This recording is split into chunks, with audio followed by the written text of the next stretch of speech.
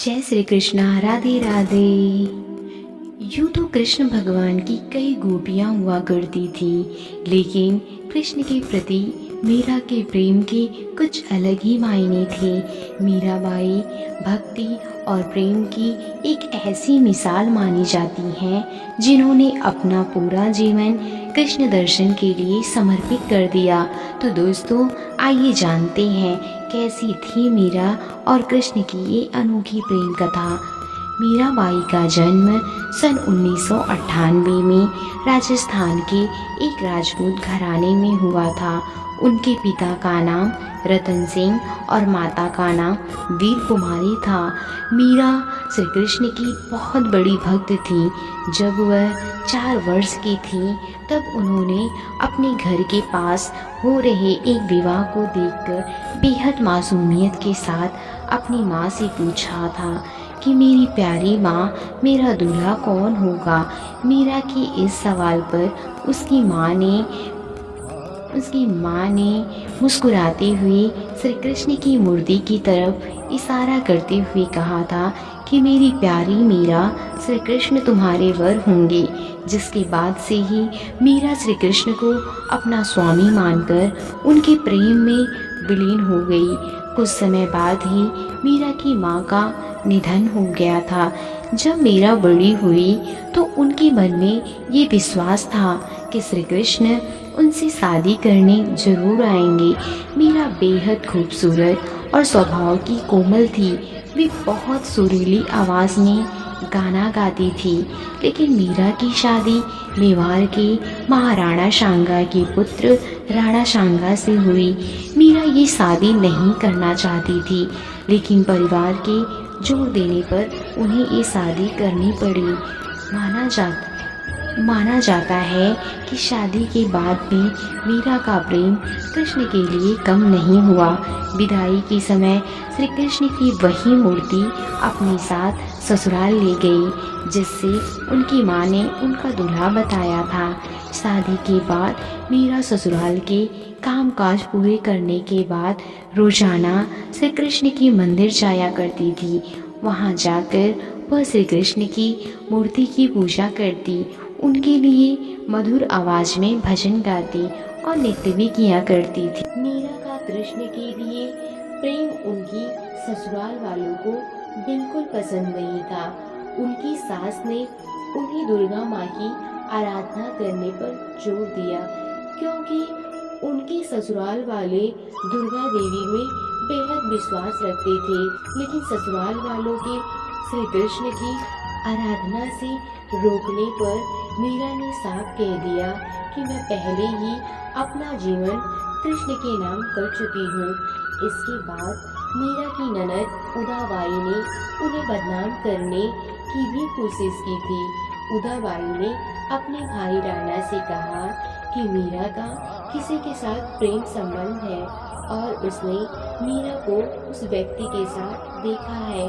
ये सुनकर राणा बेहद क्रोधित हुए और आधी रात बहन उदाबाई के साथ मंदिर जा पहुँचे। मंदिर पहुंचकर उन्होंने मीरा को कृष्ण की मूर्ति के साथ अकेले ही बातें करते हुए देखा। यह देखने के बाद वह गुस्से से चिल्लाए कि मीरा, अपने जिस प्रेमी से तुम बातें कर रही हो उसे मेरे सामने लेकर आओ। इसके जवाब में मीरा कृष्ण की मूर्ति की ओर इशारा कर कहती है कि ये मेरे स्वामी हैं, इनसे मेरा विवाह हो गया है।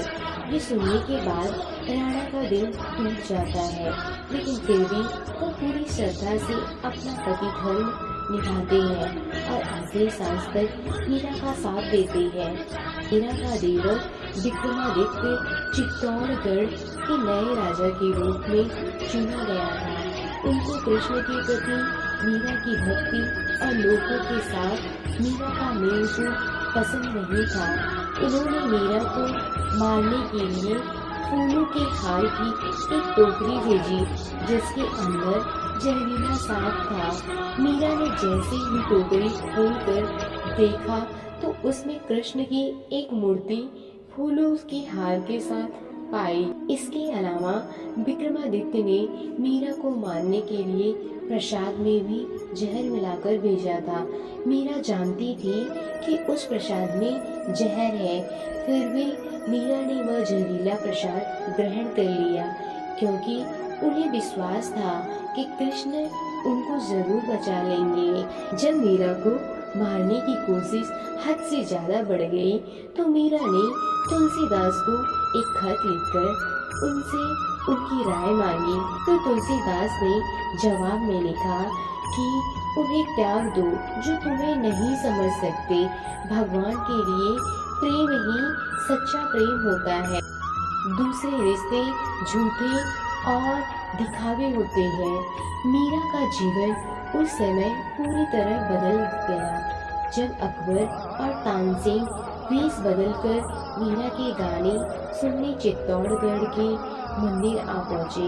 उन्होंने मीरा के पवित्र चरण छूकर कीमती जवाहरात की माला कृष्ण की मूर्ति के आगे रख दी।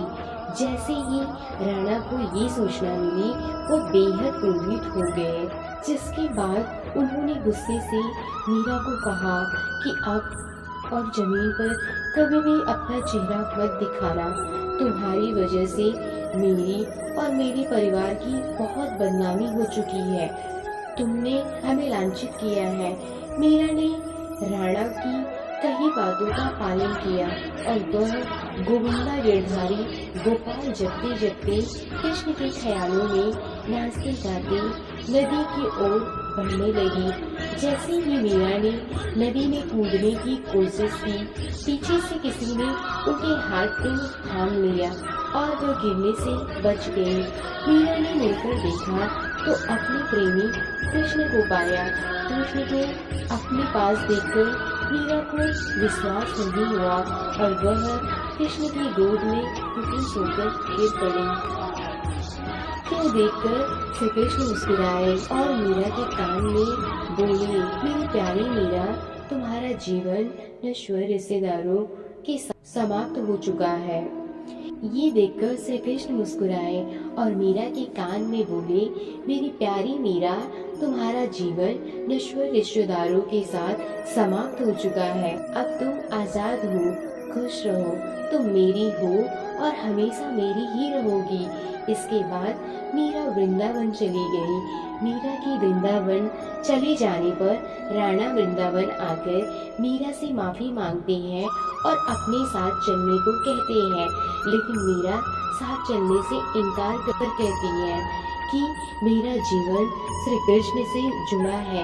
ये सुनने के बाद पहली बार राणा कृष्ण के प्रति मीरा के प्रेम की भावना को समझते हैं और वृंदावन से लौट जाते हैं। लेकिन कुछ समय बाद मीरा भी मेवाड़ लौट जाती है और अपने पति राणा से विनती करती है कि वह उन्हें कृष्ण के मंदिर में रहने की अनुमति दे। दोस्तों, माना जाता है कि जन्माष्टमी के पर्व पर द्वारका में कृष्ण के मंदिर में मीरा कृष्ण से कहती है कि ओ गिरधारी, क्या आप मुझे बुला रहे हैं? मैं आ रही हूँ। मीरा को यह कहते सुन राणा और वहाँ मौजूद सभी लोग हैरान रह जाते हैं। माना जाता है कि श्री कृष्ण को पुकारते ही मीरा में एक तरह का प्रकाश उत्पन्न हुआ और मंदिर के कपाट खुद से बंद हो गए। जब कपाट खुलते हैं तो मीरा की साड़ी कृष्ण भगवान की मूर्ति पर लिपटी हुई होती है, लेकिन मंदिर में मीरा नहीं होती। सिर्फ मीरा और उनकी बांसुरी की आवाज सुनाई देती है। माना जाता है कि मीरा कृष्ण भगवान की मूर्ति में समा गई। जय श्री कृष्ण। राधे राधे।